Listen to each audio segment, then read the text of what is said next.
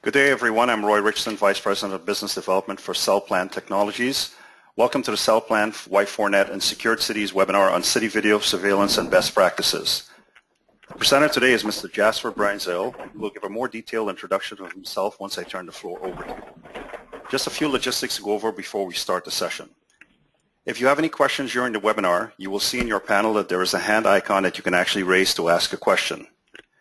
We will take a break during the presentation to answer any questions. We may not be able to get to all the questions during the presentation, and those that we are not able to get to, we will at least answer via email. So please do send in your questions.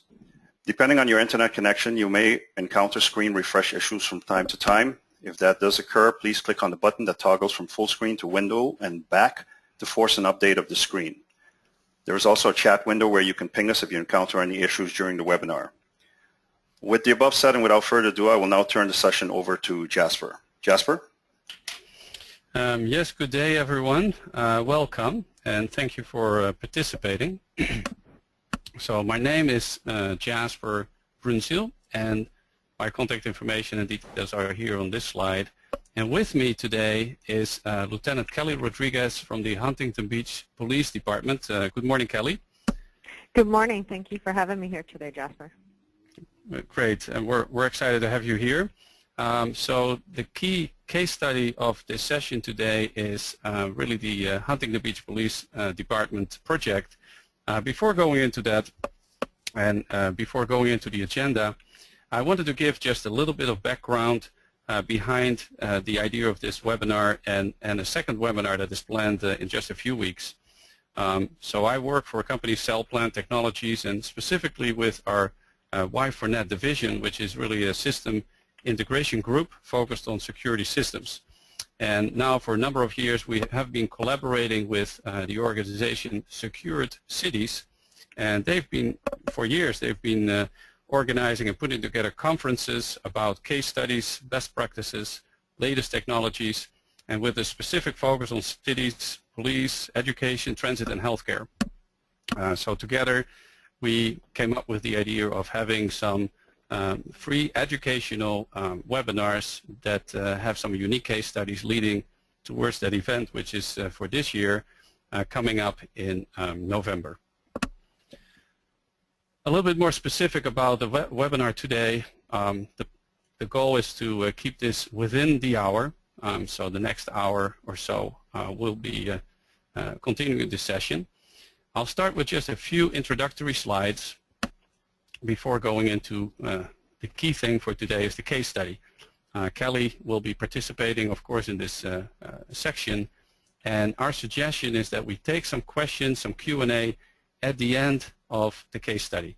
So please do feel free to put your questions in writing, specifically for Kelly and or for either of us.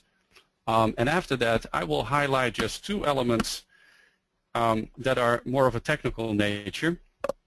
So after the case study, in terms of best practices that relate to citywide surveillance in general and specifically to the Huntington Beach project, I will talk a little bit more about camera design, resolution selection, so best practice around that, and best practices around wireless design as well.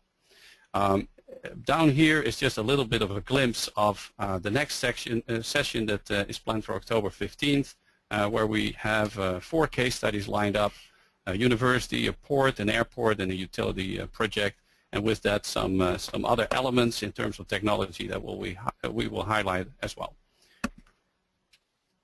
So with that, going into the main session, I wanted to start off just with a couple of trends, as I'll call them, and I was kind of looking back just a few months ago, and I joined this company, Wi4NET.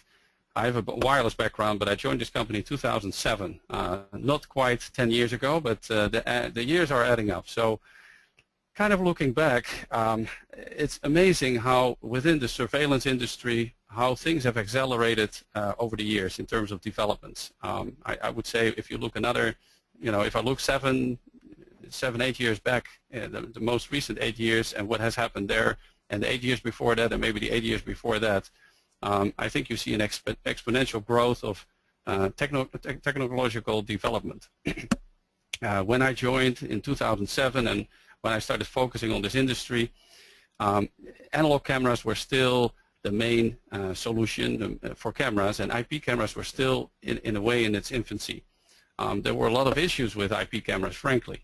And for a long time, as an integrator, we recommended the cities to, frankly, use analog cameras. And that was towards, I think, only 2-3 years ago that we have changed our recommendation to IP cameras. And some of the reasons are, well, in the reasons that we used analog was that low light sensitivity was not very good with the IP cameras, and we basically used an encoder to take high quality analog cameras and turn them into IP. In the end, the management engine was already IP. But where we are today is a completely different space. Any new system, I would highly recommend an approach that is future-proof, that uses IP cameras, that is scalable. And with that, I think we can say the analog days are over. Digital IP cameras have incredible features, very good low light sensitivity, much beyond whatever was possible with analog cameras, and resolutions that keep growing, and that give a lot of benefit and use to the end users. You can actually recognize faces these days and things like that. Does that mean that you have to throw out everything you have? No. We work a lot with the cities where they might have existing cameras within the city hall or police department or different facilities. Cabling is expensive. Services to install are expensive. So existing systems, we always want to look at what is available and try to come up with the best bang for the buck. So funding is always limited, and it is always a matter of just kind of reviewing situation by situation what is the best approach.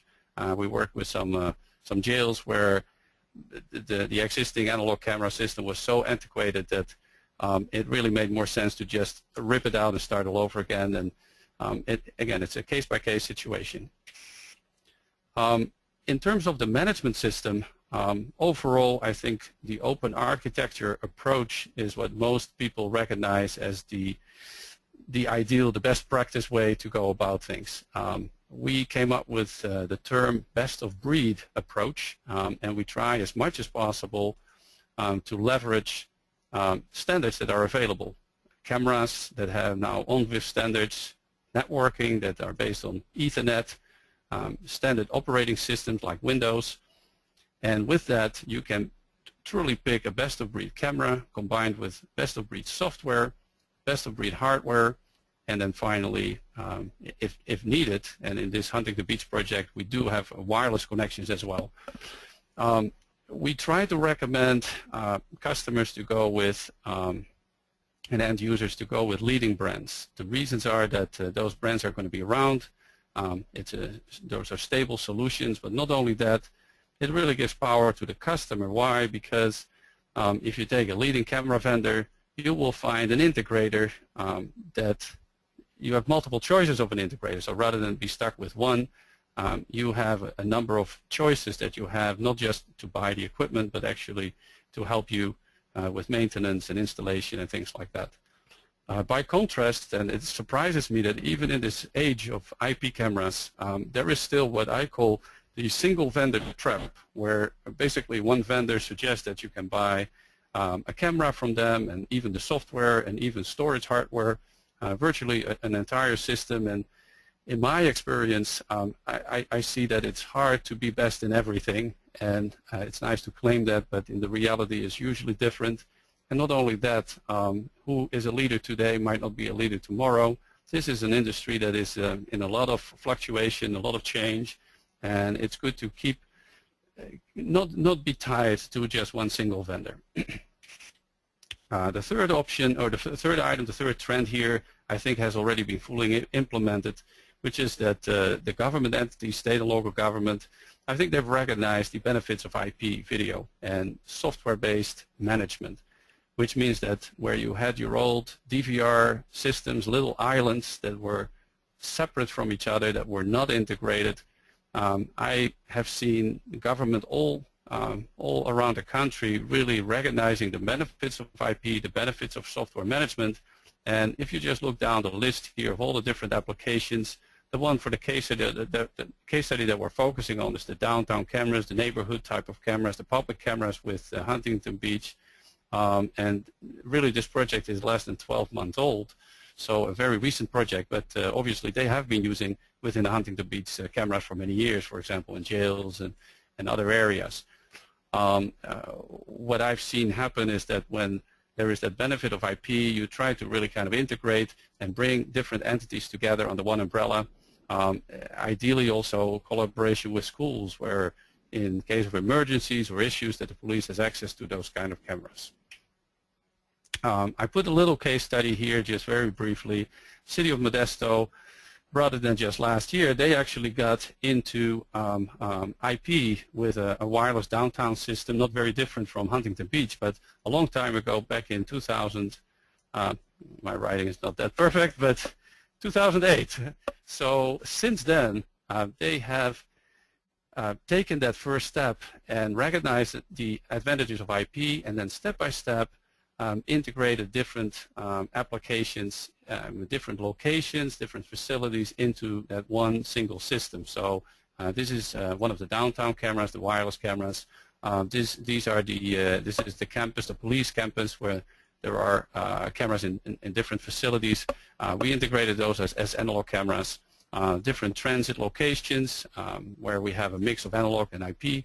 The airport, in this case, there were new camera systems put up that were IP. So it's really a mix of all kind of different things that were integrated. What I would say as more of a future trend number 4 here, is where the software management systems, they would treat more of just the security cameras today. I believe that the software will get smarter and smarter. And now that we have seen that change from proprietary hardware to software management systems, all of a sudden the sky is the limit. And I believe more and more we will see software getting smarter and more becoming a security management system. So besides your typical surveillance cameras, there are crime cameras, maybe covert cameras, and things like access control. I believe that video analytics will develop more and more and more over coming years. ALPR, which are automatic license plate recognition cameras. Of course, more and more integration with things like smartphones, mobile kind of camera systems, and we'll talk a little bit about it in the next trend. Another change has been trend number 5 here, and I would say that we'll talk a little bit more about that in webinar number 2. But the cellular industry also has made some leaps forward, particularly from the 3G to 4G or LTE type of technology. And we've actually been able to put up mobile camera systems, and this is an example with LAPD, where truly you can put up a camera anywhere you want and use that cellular backhaul as one way. Again, what we have done in Huntington Beach is something that is more of an engineered solution, so this will be a topic maybe for a future session. So with that, I'd like to start just reviewing the case study of the Huntington Beach project in California. And with that, Kelly, I'd like to hand it over to you, and please introduce yourself as well. Thank you, Jasper. My name is Kelly Rodriguez. I'm a lieutenant with the Huntington Beach Police Department. One of my primary responsibilities is the downtown area. That's a mixed-use property of residential with business, and we have approximately 45 bars. That tends to bring in different clientele at night and an influx of tourism, and we're also connected to a pier. For those of you who don't know, we have a beach city and 27 square miles. Typically, over the years, or historically I should say, we have a variety of cameras for different things. We have our jail system, then we have our security system for our parking lots where our police vehicles are parked, and then we have some stores or strip malls that have high crime and a different type of camera system. So what our goal is to blend all of our needs and have one major system. Going into the camera project that we're talking about today, the need came in from that downtown area that I first discussed and the priority due to crime that was occurring. So we asked the City Council for some funds to purchase these cameras and try to have an impact on the crime rate in Huntington Beach. Some specific crimes that we were looking at were bicycle thefts, vehicle burglaries, and then at night we had some major assaults. So those were our typical focus of the need to capture some of that activity. Hence, we looked into this camera program or camera system and made it happen. So when we first started, we didn't go big enough. We kind of did a pilot program to see the effects of the cameras and if they would be useful, what our citizens thought of that, and where we, if it would be useful. So the initial, we had asked for this a few years back, and at the time, the council was hearing from our citizens and the public that they did not want Big Brother watching over them. They didn't want to be in a public space that was, you know, where all their activities were captured on camera. They also thought it potentially was a waste of money. And that was some of the project concerns that we had going into the project. We initially started with we tried to get the most bang for our buck, and we had some cameras set up in our downtown 200 block area, which is the majority of our issues. We immediately noticed an impact on thefts, and they immediately went down, and we also had some we captured some good crooks, and I'll tell you about that later on in the webinar. But to talk about it, so once the City Council realized the importance and success of the smaller program, they allocated additional funds for us to grow. And we had the opportunity to, you know, make that happen and make it grow.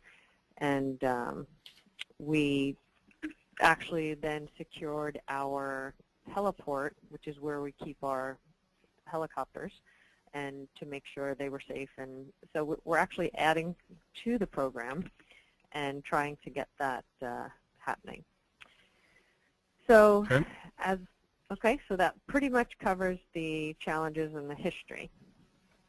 Right, and with that, I'll talk a little bit more about the design that we came up with before Kelly continues her portion.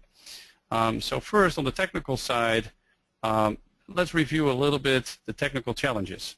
And what I often say to end users that I end up working with or consulting with really is when there is a project need, particularly these more complex ones where there's a police department on one side and there are areas that people want to see on another side, and there never is fiber, network connectivity, of course, so it really becomes a puzzle. How can we make this thing implemented in a cost-effective, in a smart, in a practical way? There's always a way, but is there a practical way?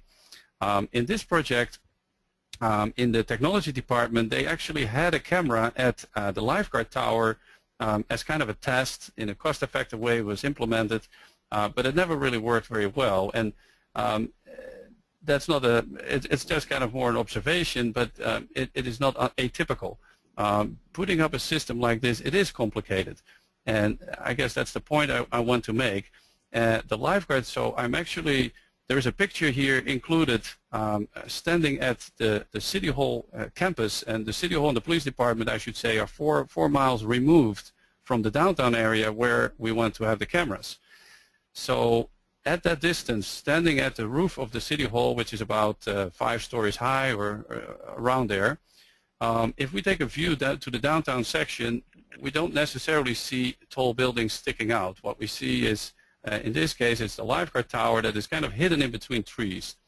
So one of the problems with that one camera that was there kind of as a test was that the line of sight, as we call it, that the path of the wireless signal was kind of obstructed, most likely by trees and things like that. Another problem was that I think the camera was not fully enclosed, and I think the ocean had an impact on it as well. So the more modern style cameras that are available in the market today, mostly they're IP66, which means that there is no air going in or out, which means with that there is no salt going in and out. So that is one of the ways that some of the initial challenges from, again, a number of years back have been addressed. Now, in terms of finding an alternate way to get a path, so we kind of said, well, this is not the ideal place. Maybe if we put a radio right here on this corner, maybe we can make it work. But we tried to look for an alternate, and we did find an alternate. So the alternate way to get from the City Hall campus to the downtown was this little tower here, which is a little tower on the top of a parking garage in the downtown area. In fact, a good spot as part of the network.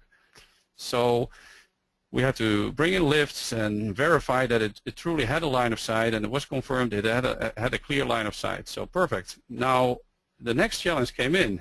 You can see here there are actually 2 antennas already mounted. None of them go into the City Hall campus. They go in different directions, but 2 antennas nevertheless. Well, then the next question is, what kind of frequency did they use? Well, they were using the exact frequency that we wanted to use for our downtown surveillance system, 4.9 gigahertz. And for those who don't know, most of the equipment, most of the wireless affordable equipment uses Wi-Fi style, WiMAX style, commercial type of equipment, and that operates usually in the unlicensed spectrum. In this case, there is one little piece of spectrum available to cities and government, which is called the 4.9 gigahertz band. It's available for public safety applications only. It's considered licensed band, and there's 50 megahertz of spectrum available. If you have one application, 50 megahertz, you can do a lot with it. If you try to put 2 networks in the same area, it might get tricky. If you co-locate them on the very same spot, it's even more tricky. So I was very concerned from the beginning if we were able to make the system work in 4.9 gigahertz, and in the end our engineers pulled it off. It is pretty tricky to, again, co-locate things in the same band at the same location in 2 different networks, but it is possible. Now the radios, they have the option to do unlicensed, but we prefer to stay away from it. Another challenge is here the fact that in most cities, most of these citywide systems, they're actually implemented by putting the cameras and wireless repeaters on light poles, on traffic lights. In this case, the light poles were owned by the utility company and controlled by the utility company. The traffic lights were controlled by the DOT, the CalTrans. Neither of them were really an easy option to use. So another little challenge that we have, and I already mentioned the long distance between the city campus and the downtown area with the cameras. So I have this little slide here that I call the design challenge. In every project it's kind of the same. Besides the puzzle to come up with a practical solution, there is the puzzle where somebody, an end user, goes to maybe a security show and they see these beautiful 5, 10, 20 megapixel images, 30 frames per second, smooth video, and they'll say, that's what I want. That is beautiful. And it is beautiful, but it's not always practical. With a 20 megapixel camera at 30 frames per second, it's more than what one wireless link can probably sustain. And now imagine that you want 20 or 30 cameras running over that wireless link. So there is always a way, but maybe not in a practical sense. And do you really need everything to make a system effective? So usually that is the challenge as let's say a consultant, to review and come up with the best solution. So what we have come up with is this value maximization process, which I think has been really, really useful, and it's simple but very effective. The first step is always to kind of look at your user, maybe the police, and say, well, what are really your surveillance needs? What is it that you want to see? And is this a passive or an active system? And we'll talk about it for Huntington Beach. But you can live monitor your cameras, or you can just have them passively running, and if something happens, then you go back and try to review footage. And really the systems are entirely different between these two objectives. The second question then is, well, where do I put my cameras to see those things I need to see? Are there locations that I can use? Putting up new towers, running new conduit for power, and those kind of things become expensive very, very quickly. So is there a practical way to find sites within, let's say, 600 feet? We can use specialty lenses maybe to bridge a certain gap, but there's limits to what you can do. So is there ways that we can find assets that we can use? And in this project, again, the challenge was, can we find buildings instead of those poles or light poles or traffic lights that we couldn't use? Then the next question is what cameras? And with that, now what resolution for the cameras, what type of camera? And then the question is, well, how much bandwidth do I collect here? And can I run it back over a wireless network? How does that wireless network look like? And then we end up at our server. How much processing power do we need there, and how much storage? And frankly, this is the easy part, the easy piece of the equation. So with that, a very quick summary of the solution that was designed for Huntington Beach.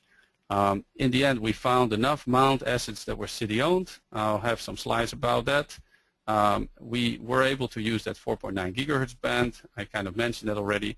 I'll talk about Wi-Fi or wireless best practices, but instead of something that is more of a Wi-Fi solution, I would call this more of a WiMAX solution. I'll explain the difference later.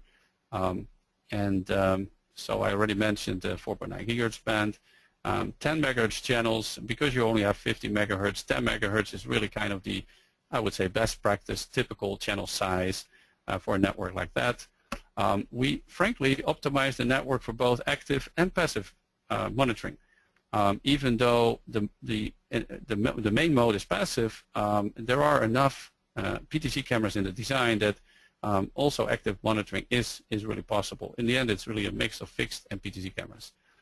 Megapixel, about megapixels, well, megapixel cameras goes these days to, the standard I would say is 5 megapixel. It goes up to 10 and 20.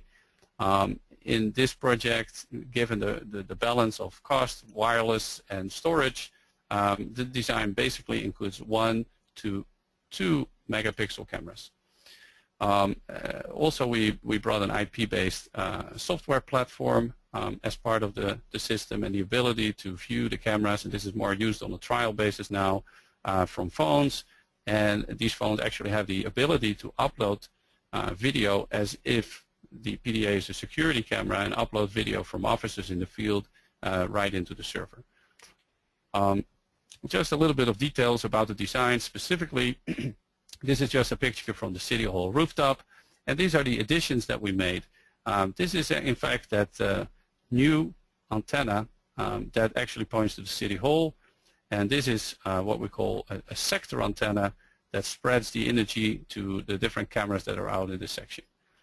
We'll go to the next slide here and zoom in on the downtown section of the design.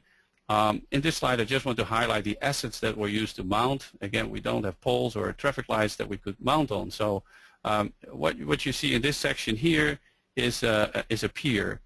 And on this, in this point of the pier, which is really only in the halfway point, there's a lifeguard tower. So we were able to use that. It was existing power. Then at the base of the pier, there's a couple of things going on. There's a walkway underneath and a biking path. There were bike racks, bike parking. So this was a key area, and again, we could mount on the pier itself, and there is power that we were able to tap.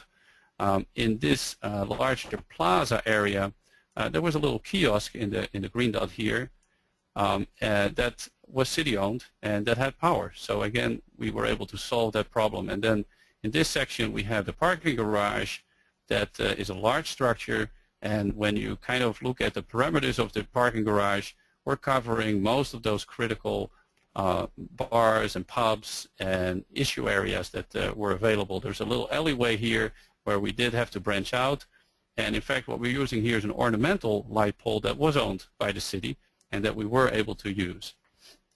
So a variety of assets, mount assets that were used to mount the camera. in terms of the camera design, in green here are, so in green you can see basically PTZ cameras. So the coverage cone, if you will, is really just for indicative purposes, because in the end this camera can roam around, and I think mostly Kelly were having those PTZ cameras in a roaming pattern, I believe, where they basically roam around and they have 1 or 2 or 3 presets. So if I kind of look at the different elements of the system, we have the lifeguard tower that has a PTZ camera that can swoop in both directions and cover about 600 feet in both directions, so a very large area that is covered.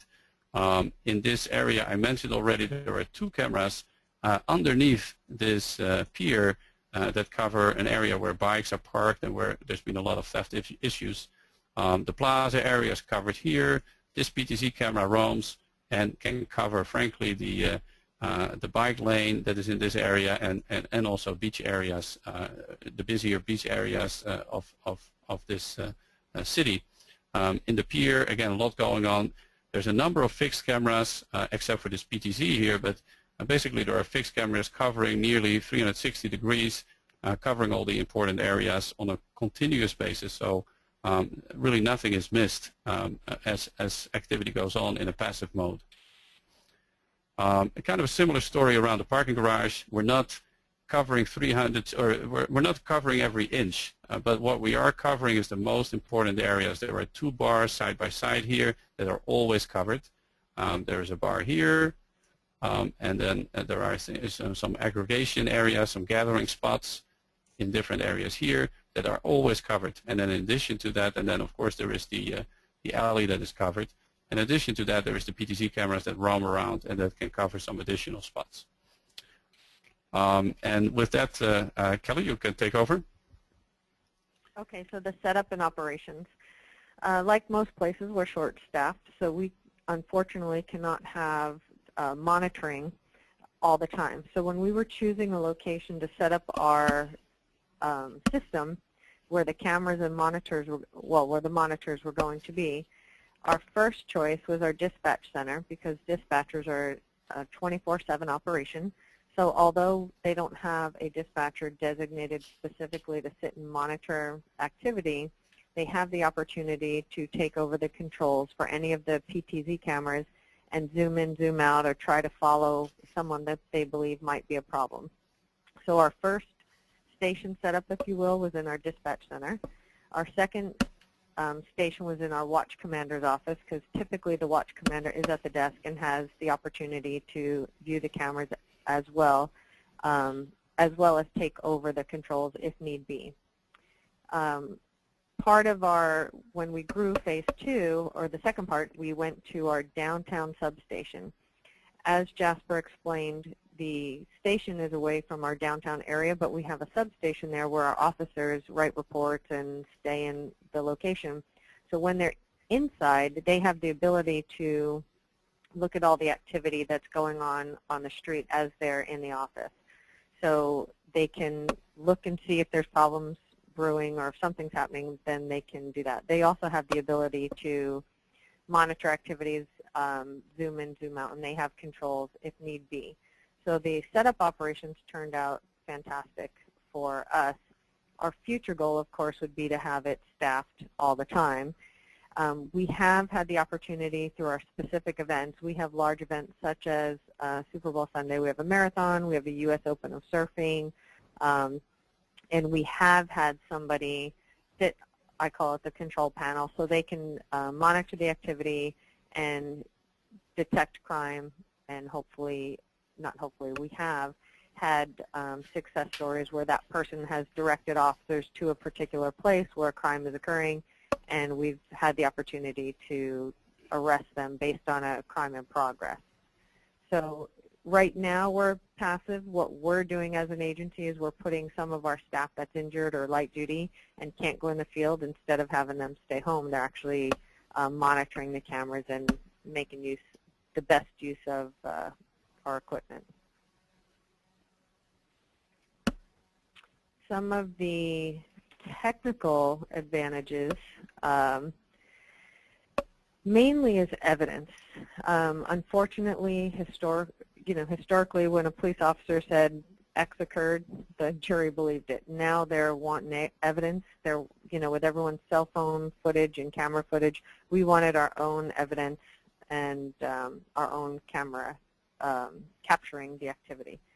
So what's happening now, because we have, as Jasper explained, we had a lot of areas that people meet, especially at the end at 2 in the morning when the bars close, over by the taxi lines, and some of our areas where we have eating establishments where they can eat at 2 in the morning. We tend to get a lot of fights and a lot of activity. So these cameras have captured a lot of the activity that's going on there.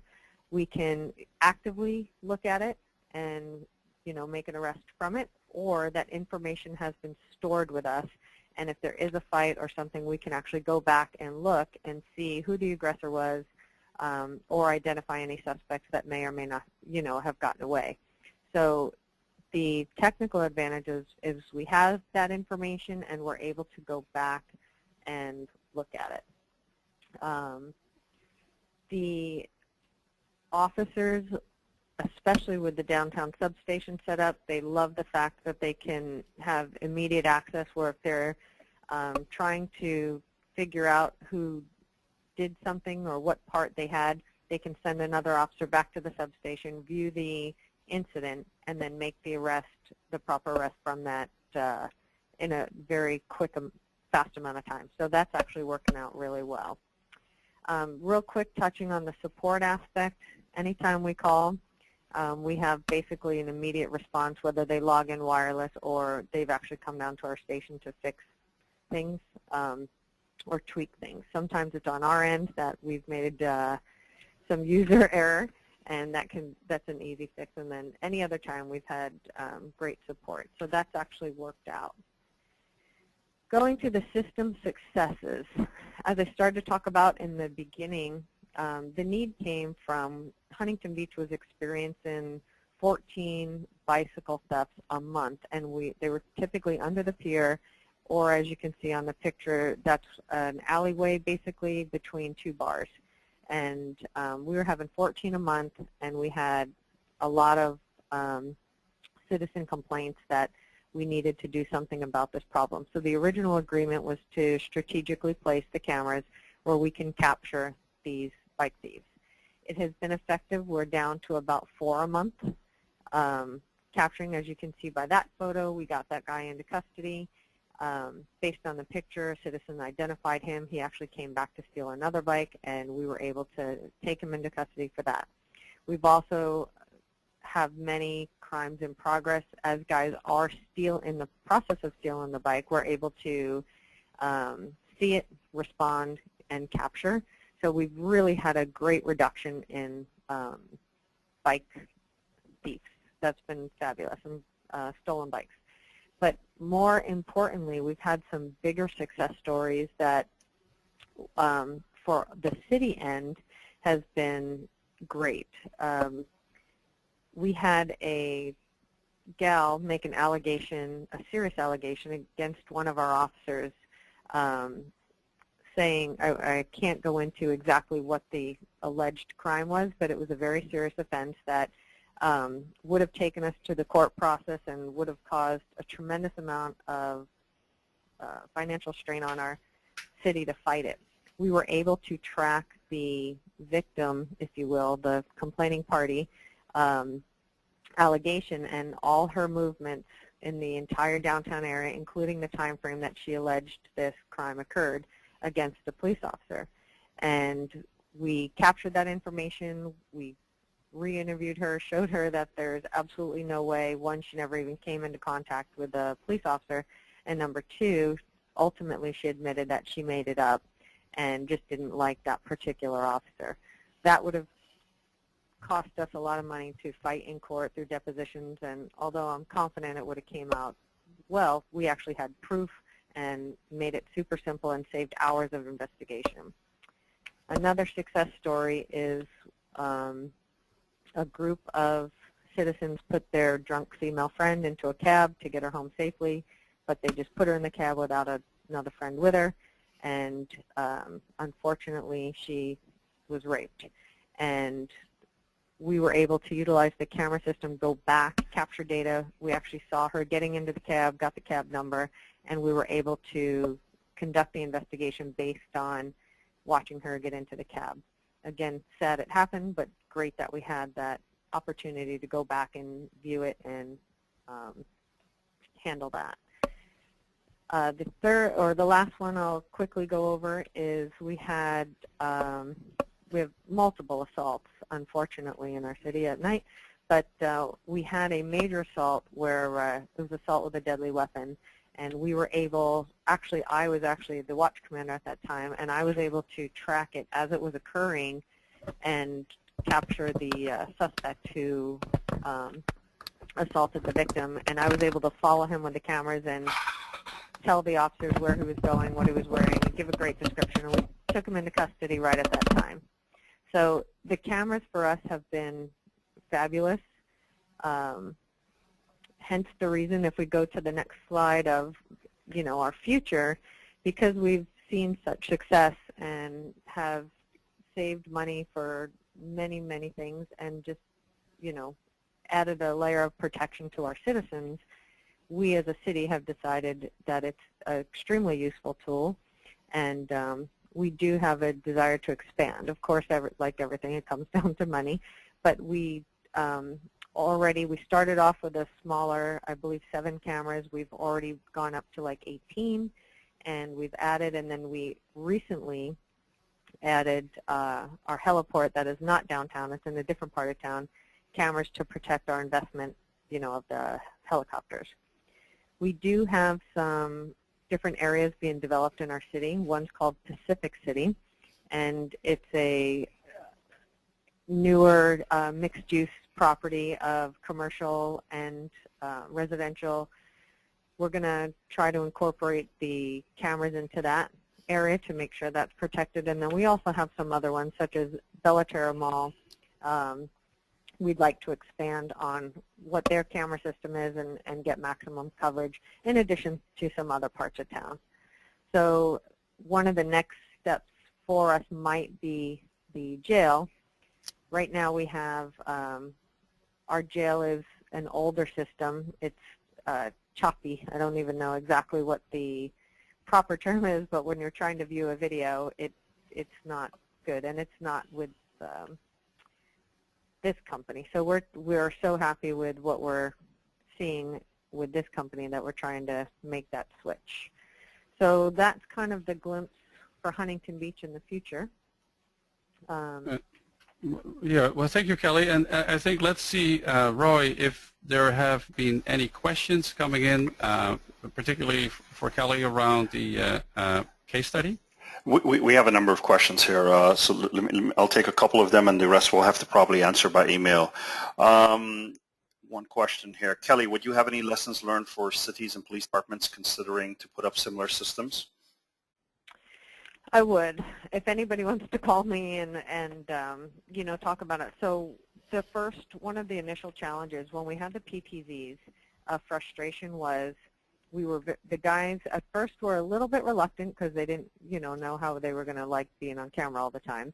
But then when they realized the evidentiary value, the frustration came in that we had PTZs on what's called a tour. So they rotated every 20 seconds to get the maximum coverage because we didn't have enough cameras in a fixed spot to cover the whole areas that we talked about where our hot spots were. So we were getting crimes, and we were getting partial crimes. We were getting, half of a fight, or a couple seconds of 22 seconds of a fight, or 22 seconds of a theft. So when we did our phase 2 and we upgraded, we made sure we had the proper coverage so we can capture all that evidence. So that was one of the first, when on setup, I highly recommend you make that investment and make sure you can cover the area needed so you can utilize all that. We've added to it, and we're very happy with it, but, and Jasper, you could probably know better than I, but I think it took about 6 months to get phase 2 or phase 3, and that wasn't on your end, that was on our end to make it happen.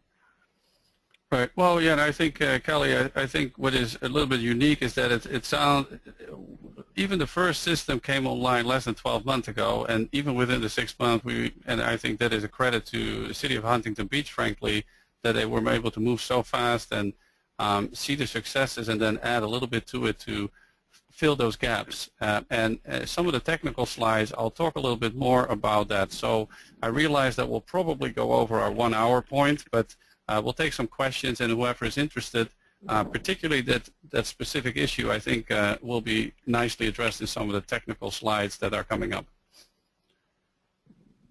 Okay, Jasper. So Roy, any other questions? Yes. Have there been any issues with the video's use in court?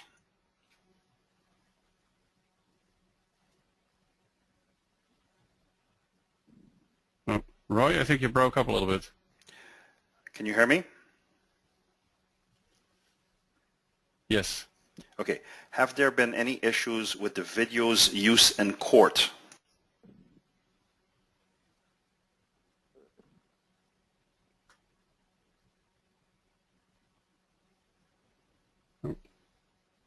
Again, I think you broke up there, Roy. Kelly, you're still there? Yes, but I can't hear his full question. Okay, let's give it one more try, Roy, and otherwise I guess we'll have to move on. Okay. Have there been any issues with the video's use in court? Well, there's, funny, we just got our first Records Request Act today, so we have not been to court yet. We've had, we burn the video and send it into court. But this is the first time today that we actually received a Records Request Act. So technically, to answer your question, no, not yet. As it gets more publicized, I'm sure there'll be more requests coming in. But we've got our staff up to speed on pulling the data, downloading it onto either a thumb drive or a CD, and sending it over to the DA. Okay. It would seem that you have had a reduction in crime as a result of the cameras. Have any studies been published about your experience? No studies have been published. The chief did a presentation at one of our city council meetings about the individual cases, the success of some of the individual cases, but no actual study. We are doing our crime analysis does send me reports intermittently on the reduction or how we're going, you know, what type of crimes are occurring in my area, but that's just our statistical data. Nothing has been published. Okay, Jasper, I have a number of other questions, but in the interest of time, I suggest we press forward. No problem. So as Roy indicated, remaining questions, we will address those in a follow-up email or something of that nature. So again, I realize that we will probably run over the 1 hour mark just by a few minutes, but still for those interested, again, I'll touch on a couple of design aspects, best practice concepts around selecting cameras, and particularly the issue that Kelly raised of the PTZ, and I'll talk about it a little bit more. And then again, also the wireless design best practices. So with that, I think this is a good example of where, and honestly, Kelly, in my experience going back to, you know, 2006, 2007, a lot of the cities, they basically come up with the idea of 1 or 2 PTZ cameras at an intersection. Maybe there's live monitoring, but yes, the feedback is often that, oh, but now we missed something. And that has been an issue. If we look at a typical, this is just a typical intersection where maybe there's a nightclub, maybe there's a gas station. I think in the end, the design that we in the end came up with together with Huntington Beach, I think is one of the smartest designs that I've seen, at least in my experience, because again, oftentimes there is that default mode of a PTZ camera at each intersection, and we have another project, and I'll touch on that, where we have 360-degree cameras at each intersection. But in the end, I think Huntington Beach really has the best of both worlds, where the high priority areas are covered with a high megapixel, very focused coverage on exactly the area that needs to be seen so that you can guarantee high quality specifically for those spots. But then there are still PTZ cameras in the design as well that can virtually reach any of the spots in the entire design. And if something happens, a fight or whatever, the operator can take control of the PTZ, really zoom in and get the greatest details of what's going on. I thought to myself, kind of putting the slides together, that where you could do, let's say, 10 locations with a certain budget with, let's say, one PTZ camera in each location, the cost to add a fixed camera on an existing location, it's not that much. So if I were the customer in the end, I think it's smarter to really put some thinking into each of your locations and see if maybe you need to augment and change the design a little bit, and maybe a default design is not the way to go. Every solution, every intersection is different, and I think to pause and maybe to settle on covering 7 or 8 intersections instead of 10, but really add enough cameras at each site to get the coverage that you want, to me also is kind of a lessons learned working with Huntington Beach. And when the customer is willing to kind of put that effort in, because it needs to come from both ways, you know, the customer needs to tell you what are the important, you know, areas, what are the pain spots, and I think with that you can make the tool the most effective it can be. So I think camera design is a key element. It needs some thinking, and you need to think about these elements like passive versus active monitoring. Do you want that PTZ capability, and what are the areas that you absolutely cannot miss? And that brings me kind of to the next slide. First, of course, the typical cameras are, I think, PTZ, pan tilt zoom cameras. I think everybody on the call is probably familiar, but basically it's a camera that can be directed in different directions and also has zoom capabilities. We'll talk a little bit more about each. There's the fixed box or the fixed dome camera. It's, again, another classic. And then the newer models, I would say, are the 360-degree fisheye and the 360-degree multi-lens. And I'll talk a little bit about all these options because they are options in the toolbox for a citywide environment. Another element to keep in mind is, well, what do you expect to see? Do you expect to see and recognize a face? Do you expect to recognize a license plate? In order to do that, you have a certain number of pixels that you need over that area of interest, and a certain density of pixels. And the density of pixels that is kind of referenced in the industry would be 40 pixels per feet. And that might be your goal. If that's your goal, well, then you have to keep that in mind in the design, and you have to keep that in mind in your selection of how much you can see with one camera, what width, what kind of resolution, and so on. First, what is a PTZ camera really? Technically speaking, what does it mean? Well, if we take a traditional resolution, not megapixel, just a traditional 4-CIF resolution, it means that you have 704 pixels over the horizontal plane. That means that in the width, where you have 40 pixels per feet resolution, you're looking at a width of almost 18 feet. So basically you have a plane of interest of, let's say, 18 feet width, where you have the ability to recognize faces within that plane of interest. That plane of interest at one-time zoom would be only 17 feet away from your camera. And some of these PTZ cameras, the more professional ones, they will go all the way to 35 times zoom. That means that you can push that away almost 600 feet. If I kind of show what that means, well, we have a picture here, and I think this is one of our customers, I don't know where, but basically in the center, and I think my colleague mentioned that he used for this example 30 times zoom, so not quite 35, but it gives an idea. This is not a high megapixel resolution camera. If you do digital zoom, you'll lose kind of detail, you'll see blocks. But what you do see is that with the digital zoom, or with the optical zoom of the PTZ camera, you can get great detail very far away from the camera, but this is all you see, nothing else. And that is exactly that problem that Kelly hinted at. Now, when we look at fixed cameras, and let's say we go to like megapixel designs, I put here for 4-CIF, 1 megapixel, 2 megapixel, and 5 megapixel.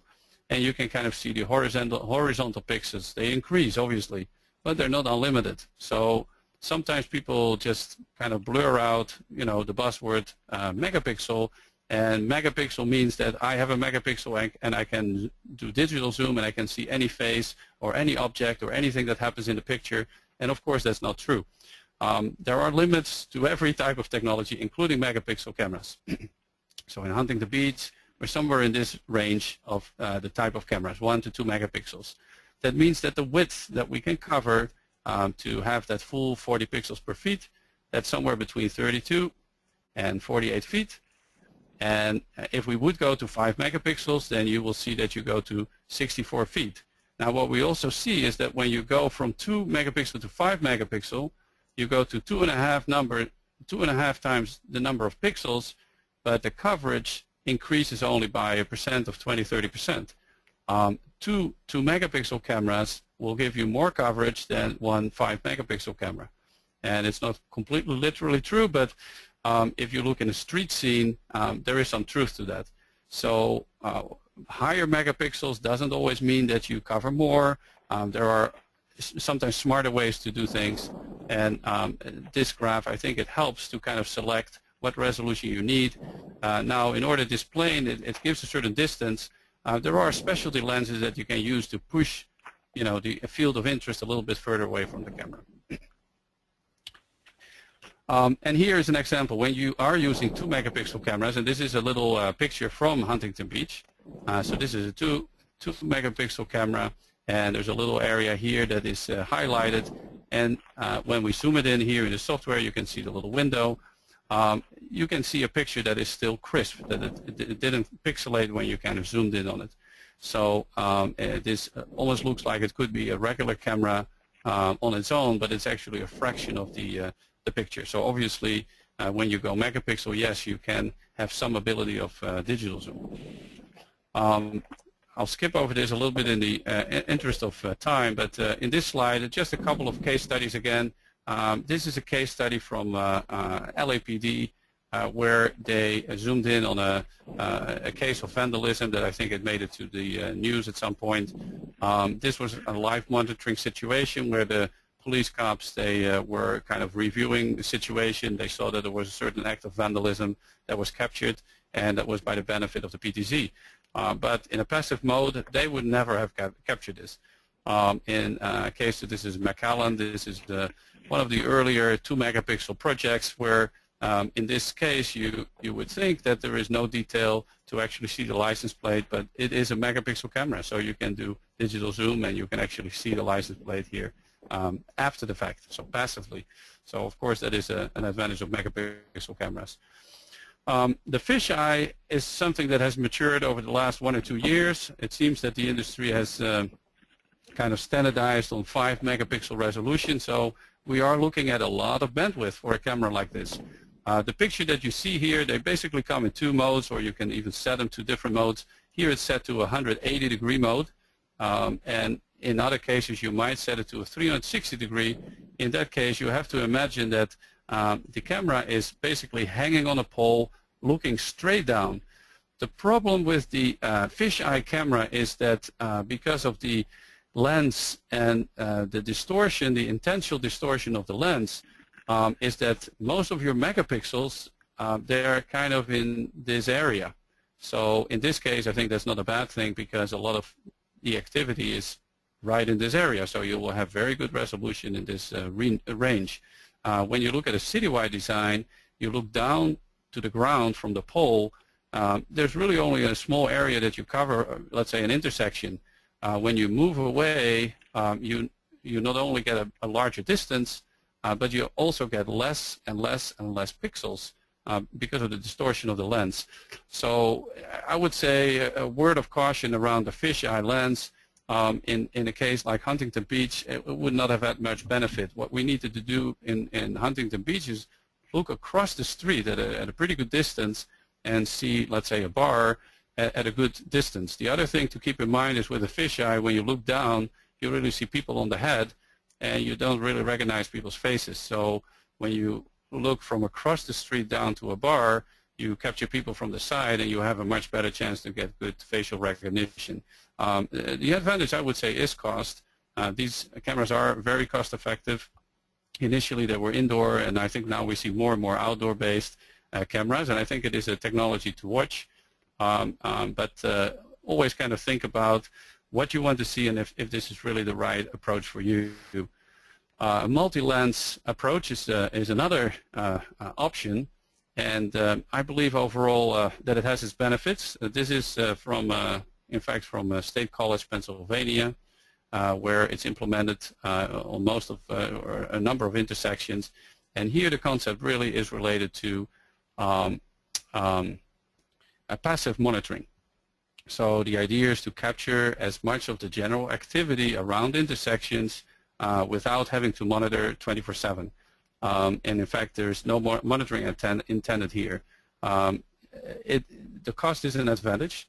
It is one package with multiple lenses that all kind of in the end stitch together and give a full picture. But there are some disadvantages too. There's a lack of adjustment. The pointing of the cameras, there's limited adjustments that are possible. For example, the other one is high bandwidth. So each of these is 2 megapixels. So we're looking at 8 megapixels. So of course this adds up. This brings a lot of bandwidth, storage, and all those kind of elements. And it remains generic. So if there is a bar in, let's say, if there would be a bar here, obviously we don't have much detail. If that is really where your crimes occur and your issues occur, well, you probably should have used a fixed camera with a specialty lens to really just capture this area in high detail. So again, it's always using the tools in the toolbox, and I think these 4 camera tools that I showed, I think, are the right tools, but in the end, pick the ones that really benefit you. About encoding, I think I can be really brief. 2-3 years ago, I think HL264 was something new. I think these days, I think everyone has agreed that it is the most efficient type of encoding algorithm. It's very useful when we try to run things over wireless because that's where we do try to kind of minimize the bandwidth. And this is, I think, kind of an interesting slide too.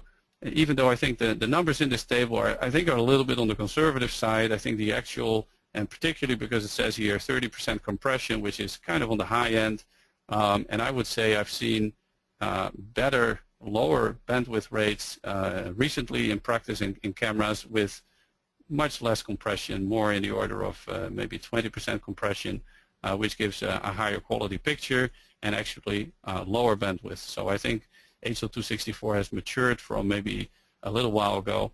A key thing to remember with HL264 is that the encoding algorithm sends keyframes every few seconds, and then in between, with your 30 frames or higher frame rates, it really just sends the changes. So the more changes there are, the higher the bandwidth is. So depending on motion, you will see the rate change.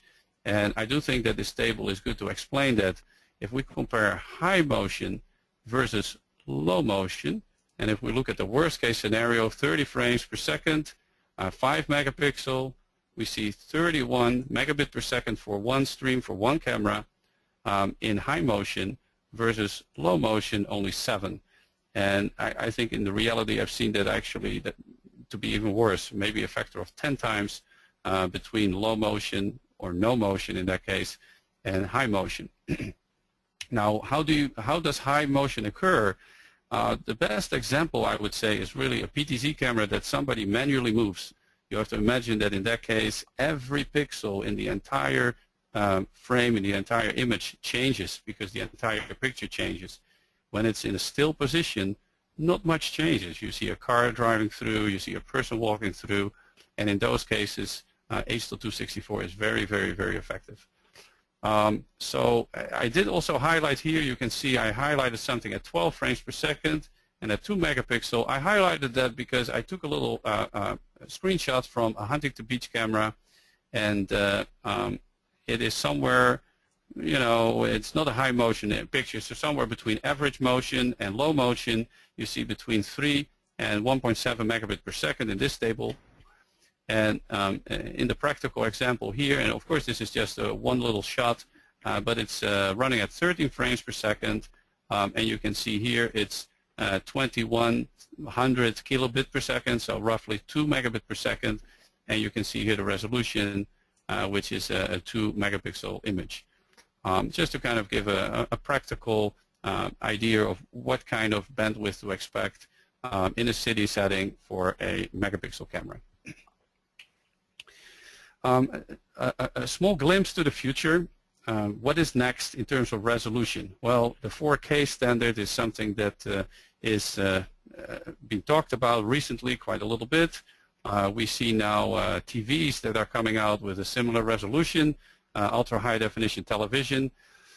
In terms of the camera industry, surveillance industry, the word that I've heard through manufacturer contacts and things like that is that this is still a little bit away, let's say a couple of years.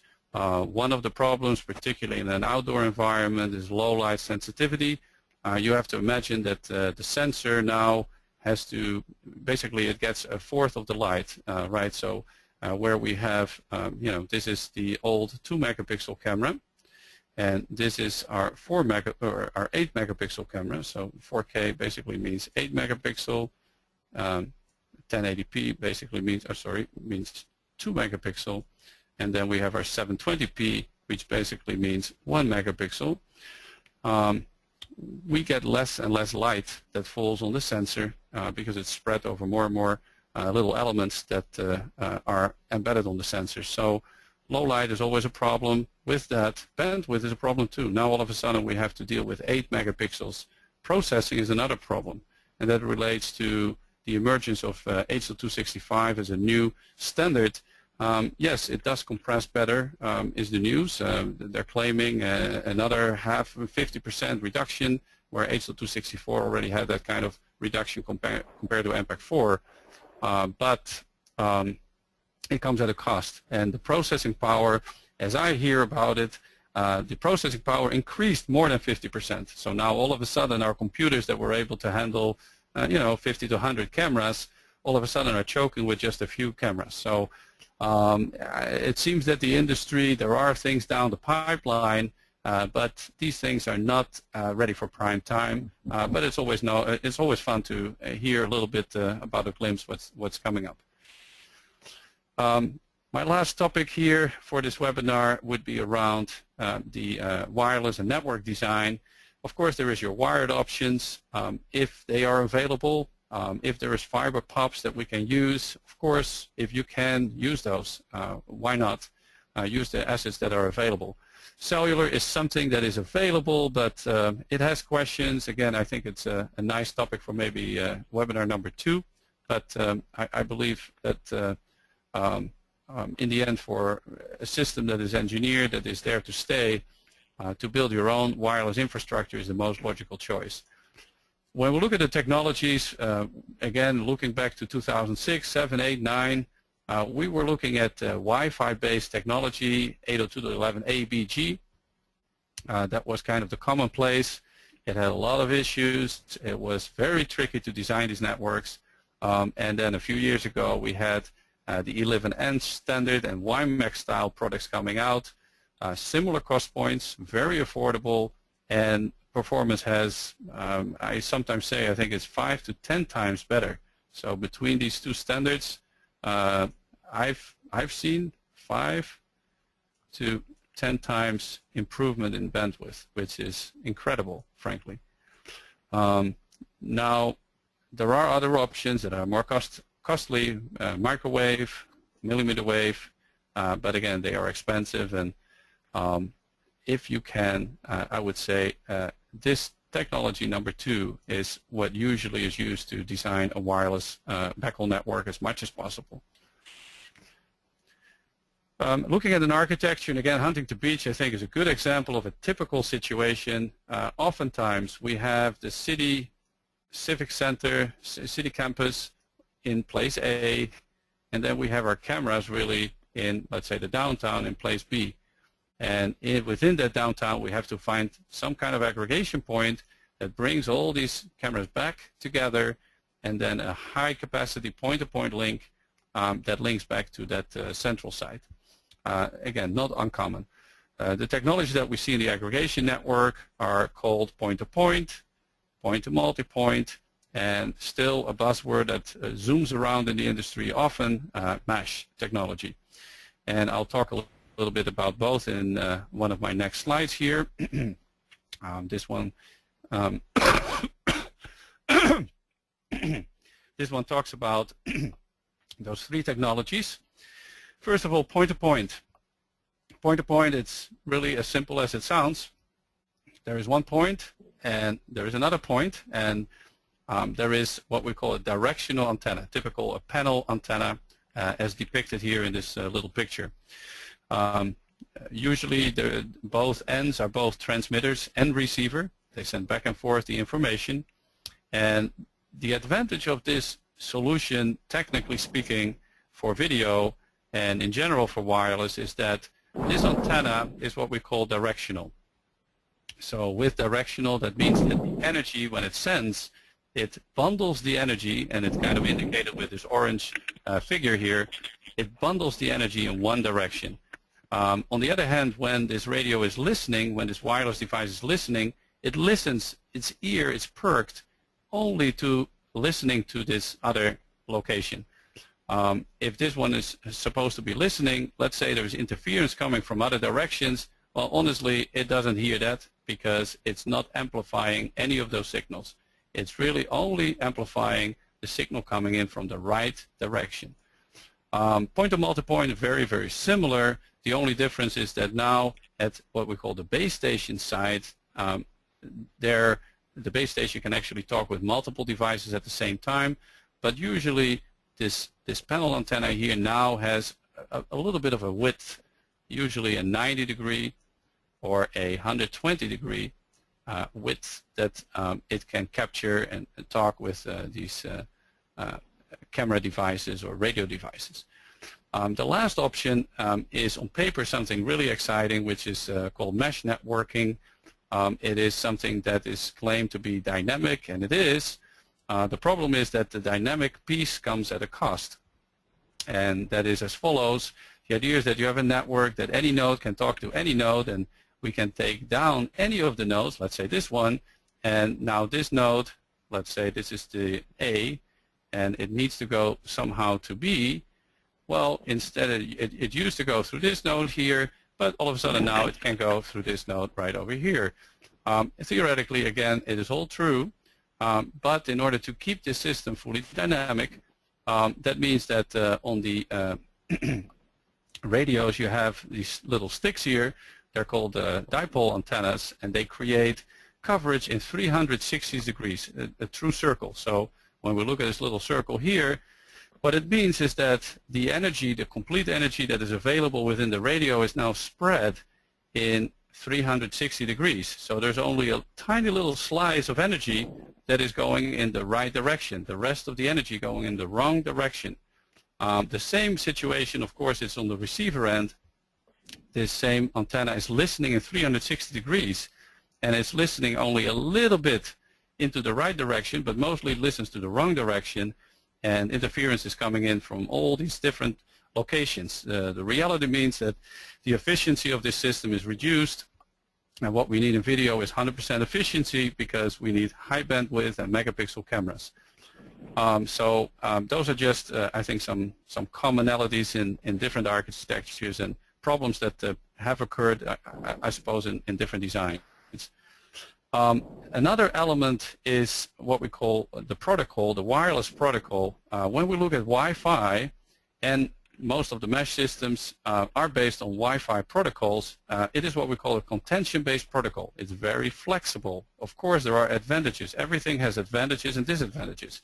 So when we look at Wi-Fi, or mesh for that matter, it is based on, again, a contention-based protocol. What it means is that if we look at a setup with two cameras going to, let's say, a base station, both of them talking with the same base station, there is a situation where on a continuous basis, this is video, they're sending packets. They're sending packets within pre-assigned time slots. I mean, the timing is set that at the beginning of a time slot is when you send the packet. but anybody can send a packet. So number 1, number 2, or any other location can send a packet. It's not uncommon that number 1 and number 2 send a packet in the same time slot. What occurs in that case is what we call a collision. Normally speaking, the base station, once it receives the packets, it sends an acknowledgement back to the sender so that it knows the packet arrived. Because of the interference, there is no acknowledgement coming back. It only knows that after a certain time lapse. At this time lapse, it realizes, oh boy, my packet didn't come across. What do? We have a system for that. We're resending it after a certain random wait. The reason that you cannot send it immediately back is because you would have the exact same location occur again. Of course, there is a chance that the random wait is the same for both radios, but that's a chance you have to take. In this example, both are resending it at different time slots, at least for practical explanation of this little webinar. And what you see here is that number 1 and 2 come across, but in a certain time and delay. By contrast, a WiMAX, or a schedule-based protocol, an example of that is WiMAX, but in the end that is just a protocol name. So in any case, so the scheduled protocol is very different and we believe very suitable for video. And what you have in this case is that number 1 and number 2, they have pre-assigned time slots. So 1 and 2 will send one by one in assigned time slots. What happens as a result is there is no collisions, 100% efficiency, low latency, low jitter, and these are all the type of things that you're looking for to make a video system work well.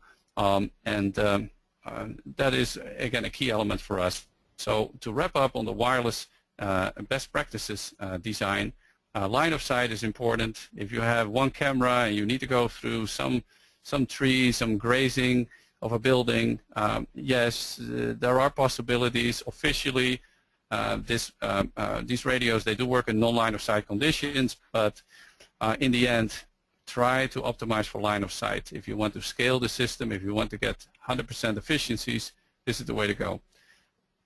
Optimize on 4.9 gigahertz. I mentioned it already, but we do always recommend to have multi-band. What if the 4.9 gigahertz band runs out?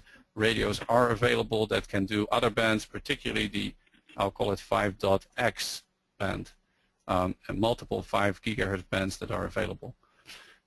Make sure that your radio runs 10 megahertz channels with full features.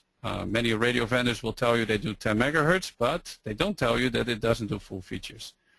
Scheduled protocol, I already discussed that. This one, I think it gets a little complicated, but synchronization is a key element. And then finally, it must be a high efficiency radio. It's hard to test that. Every vendor will claim very, very high speeds. We've had solutions that we tested even in the lab, and we couldn't make high efficiencies work, while the data sheet said that it did. In the end, we have seen practical solutions that do meet the specifications and that do get the high throughput. And what we have seen and that we have made a benchmark is, let's say, 50 megabit per second of true throughput in a 10 megahertz channel, and only with MIMO-based solutions that's possible, and only with the scheduled protocol, those are possibilities. With that, I have come to the end of my portion of technical aspects that kind of relate to the Huntington Beach project.